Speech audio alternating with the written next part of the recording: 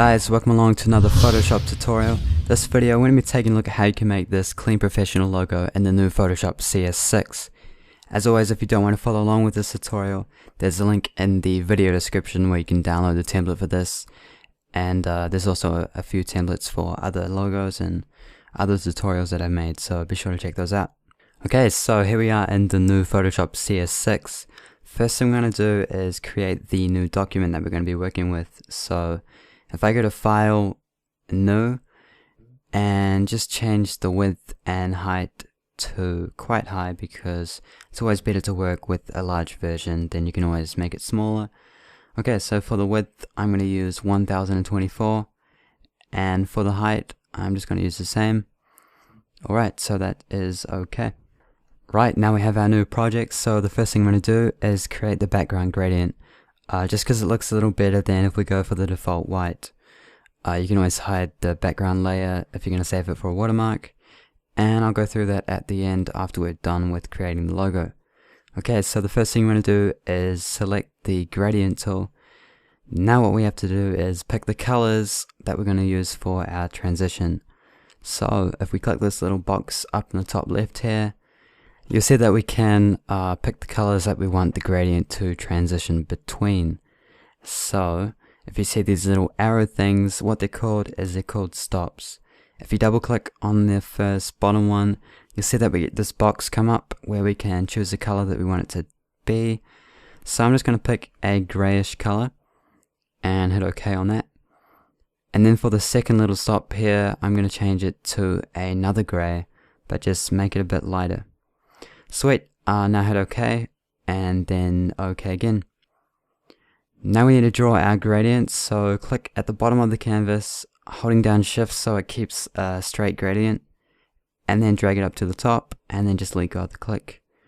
Okay, now let's get on to creating some shapes. So, if I right click the shapes tool here, and then choose the ellipse tool, before we start drawing our shape, it's probably best if we set up some guides so we can see and position everything in the right places.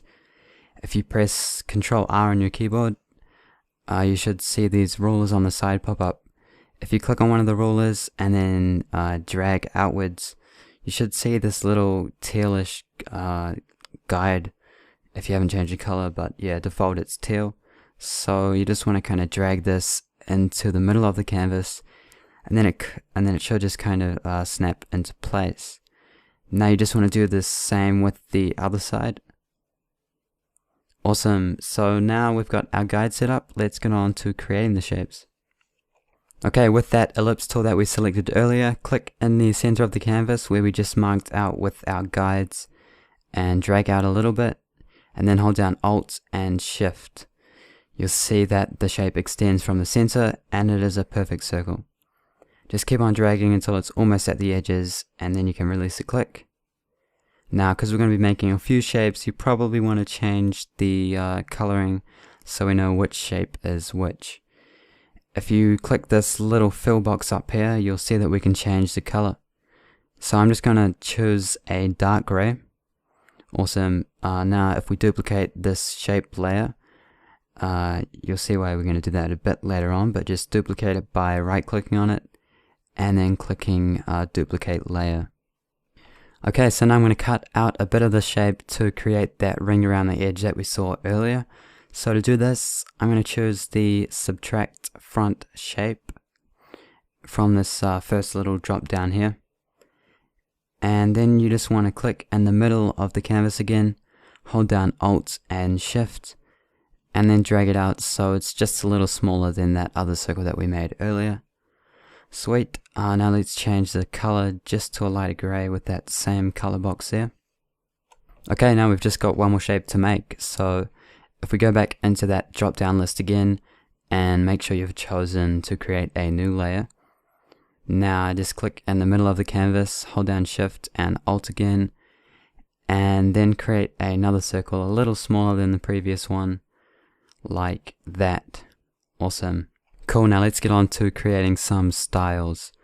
If you double click that ring layer that we made, should be the middle one, it'll bring up the layer styles window, and from here you want to check the inner shadow, gradient overlay, and drop shadow. Now if we click on the inner shadow text, it'll just change the menu to that inner shadow menu. And to create a little highlight, I'm just going to change the blend mode of this to normal, the color to white, the opacity to 100%, distance to 5 pixels, size to 5 pixels, and that is all for the inner shadow. Now you just want to choose the gradient overlays. So once you've done that, just click on the little gradient box there, and we're going to make a grayish gradient like we did kind of at the start. So for this first stop, choose a light gray, and then for the second one, choose a little lighter gray. Cool, now we've done for the gradients, so click OK on that, and then choose the drop shadow style. And all you want to do in here is change the size to about 20, and the rest should just be fine. So now we've done with the layer styles, just hit OK. Okay, so now instead of doing the whole thing again on the center shape, it's probably easier if we kind of copy and paste the layer styles. So you can do this by right clicking the layer that we just put those styles on, and then choosing copy layer style. And then if we go right click the one that we want the styles to go onto, and click paste layer styles, and then it'll just paste those styles onto there. Now here's where we can change the color of that background shape. If you select the shape layer and then choose that fill box at the top left, you can pick the color that you want to change the shape to. So I'm just going to change it to a lightish blue, and you'll see that changes as we change the color. You can of course change this to any color and customize it to your own likings. Awesome, so I think that is it for the shapes. So now we're going to move on to the text. So let's right click the text tool and then choose the horizontal type mask tool. Click outside of the shapes and then type in the text that you want. I'm going to use the letters D and 3. And now I'm just going to change the font to a font called Dodger Condensed. There'll be a link in the video description if you want to use this exact font. And that's looking a bit small, so I'm just going to change up the size by clicking on that little T there and then kind of dragging it to the side.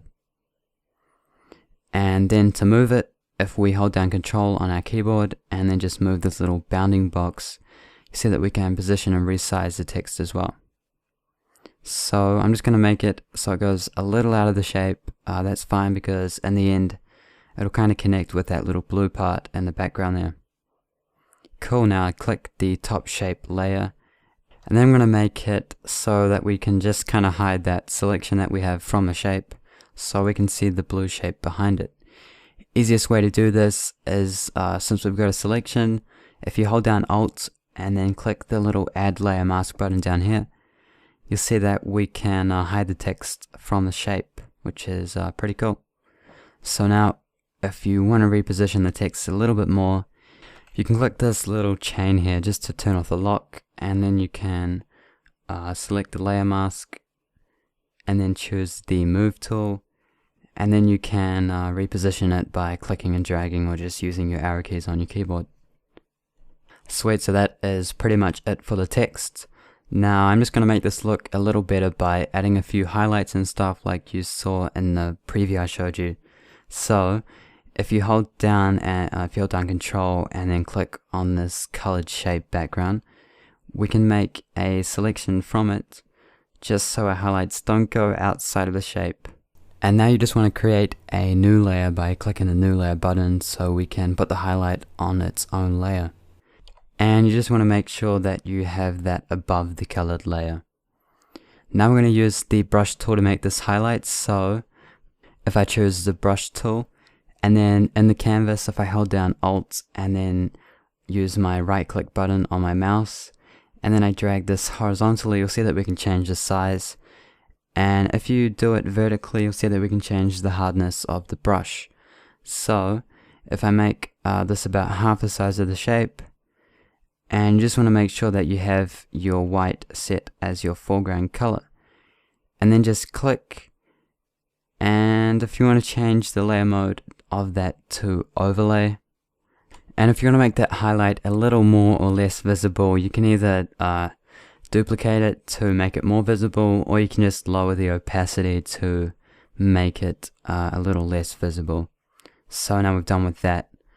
Now if you want to add some additional gloss similar to the last thing we did but a little different, you just want to create a new layer and make sure it's at the top of the list, and then make sure that you've got the selection of the blue shape again just by holding down Control and clicking on that blue icon. Now we only want this to cover half, so if I choose the marquee tool, which is this one up here, hold down Alt to kind of get rid of the part of the selection, and then I drag this to about half of that little circle there, and then it's just going to remove half of the circle. So if we set white as our foreground color, and then I hold down Alt plus backspace, it's just going to fill the selection to that layer.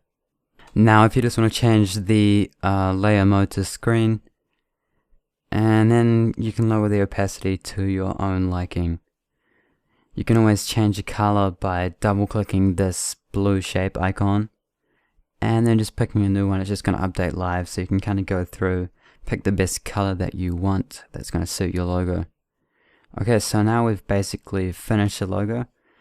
If you're wanting to save it as a watermark so you can kind of put it on your videos or use it as something else, then you just want to hide that background gradient that we made at the start just by clicking this little hide button or that little eye there that we see beside the layer. And now if we go to File and then click Save, if you change the file type to PNG, which will keep the transparency, and then just hit save, and then we're done. So thanks for watching. If you like this video, be sure to click the like button below and add it to your favorites, share it with your friends, and leave a comment below telling me what you thought. As always, if you want to see more tutorials that I upload, be sure to click the subscribe button as well. Just one more thing as well, if you want to follow me on Facebook and Twitter, basically you'll be able to keep up with all the updates, tutorials that I'm making when they're coming out. You can also submit tutorials that I might create in a future video, so be sure to like me on Facebook and follow me on Twitter. Links in the video description.